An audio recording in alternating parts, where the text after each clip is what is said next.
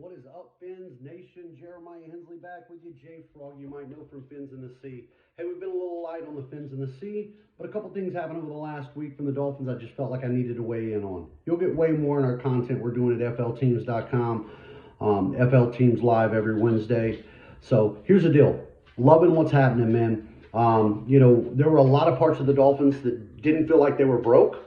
And since Mike McDaniel's come in, he seemed to have locked those down. Here's what I'll talk about. One, giving the franchise tag to Gesicki. Smart move. There wasn't a better tight end out there on the market. Smythe's not the guy, and Hunter Long's not ready yet. They say McDaniel learns how to use people to their strengths. I think that was one of the biggest failures that the other regime had with Gesicki. They wanted him to be an inline blocker. It's not his strength, so they just pull him off the field. I think he absolutely makes a valid option in our passing game. Number two, gave the extension and signed Emmanuel Ogbah. Ogbah on the defensive line has allowed us and has thrived in what we did, zero coverage and otherwise. Ogbah is consistently applying pressure, a veteran force on that front line with guys like Jalen Phillips and other guys coming in to pick up, but Ogbah keeping him there. Speaking of that on the defensive side of the ball, I think that was great all the way across the board. Mike McDaniel coming in has kept pretty much the entire same defensive staff outside of Patrick Graham, I want to say the secondary coach, who was real tight with Flores. Obviously, that wasn't going to mix. But instead, we not only get the secondary coach coming in, but we add Patrick Surtain and Sam Madison. That's near and dear to my heart. When I truly started loving and watching the Dolphins, it was Madison and Surtain, Thomas, Taylor. I love having those guys back. So far, so good. Love what's going on. The other thing that just happened that really triggered this for me today, we knew when Amari Cooper went to Cleveland that Landry wasn't going to be happy. Landry and Amari Cooper run the same route tree. It's you can't have two of the same. So we knew it probably wouldn't be long that something had to happen with Landry. We figured it's going to have to be a trade. Turns out today, Cleveland is cutting Jarvis Landry. They cut the juice. Bring juice home. I'd love to be able to see him with Jalen Waddle. We need a veteran presence for receivers. Even if we decide to keep Devontae Parker, which is an option, you need a veteran to be there with him. Then this one's a little out there, and we're going to see what happens through the draft and the rest of free agency. But Dolphins also today signed Chase Edmonds. Chase Edmonds, if you're not familiar with him, which understandably you may not be, was the guy who was supposed to be the guy in Arizona. The year prior, when David Johnson went down, Chase Edmonds came in and was an absolute beast. He was a bear, a big guy who could, get inside, shed blocks, but had home run speed. He had the other gear. And then, maybe Arizona saw something that everybody else didn't because they went out and made the decision in the year that he was supposed to be coming in with this to bring in Kenyon Drake to run with him. And then we fast forward to last year. Again, it's supposed to be Edmonds to take over, and in comes James Connors.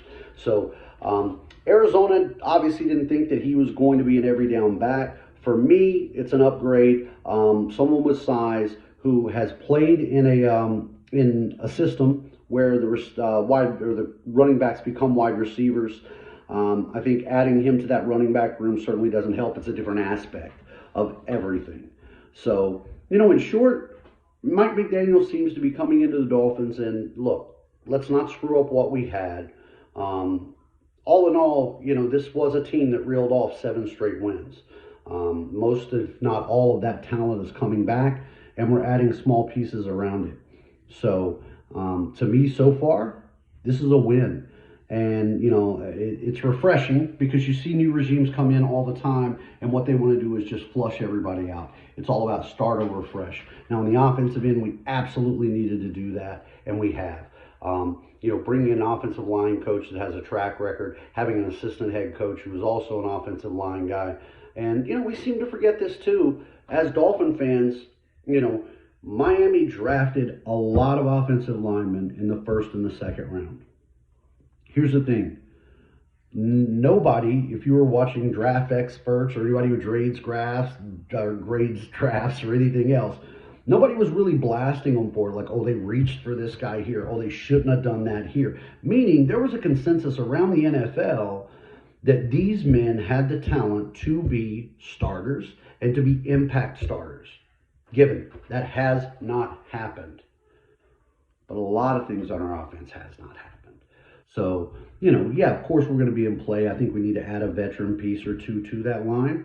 But I think some of these young players with a new regime, with new coaching, with a new direction, I think we could see some of them flourish. And really, as many as we drafted, we just need like three of the six really to kind of come together. And if so, we had a veteran presence in here, then all of a sudden we got a formidable line. So it looks like McDaniel is catering this team around the talent that's already there, putting the coaches in place in positions of need. And on the defensive end, locking down Ogbah is a huge move. Interested to see what ends up with Gesicki in this offense. And more importantly, man, I know I'm not the only Miami Dolphins fan. The juice is loose. Bringing Jarvis home would be such a blessing, man. To have that outlet, that set of sure hands, that kind of guy who's beloved by the fans and the team that was there and all of this, to be able to be to a safety net, to be able to be the guy who's going to make the tough catches over the middle so that we can free waddle up and get him on the outside. Really, it's game-changing, man. It's going to be little moves. So maybe it's pipe dream that I'm thinking about juice, but why not? It's that time of year.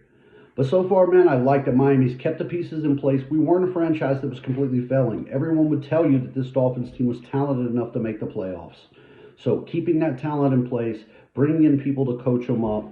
Plus, as a new regime, I think you gain a little bit of a head start in that trust and that belief from your players when you don't come in and just clean house.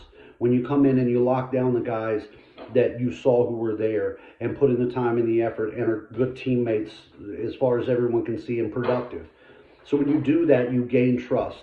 And with a new regime, I think trust is an absolute necessity. So this is something new. I'm really hoping that it pays off. And, Mike McDaniel intrigues me, man. If he's really going to go coaching player, then I'm down to see what happens. For J Frog, I'm going to get out of here. Appreciate you guys. We'll see you on Wednesday. Wednesday, make sure. FL Teams Live. We're coming back talking tons of free agency and football. Be a great time. Thank you.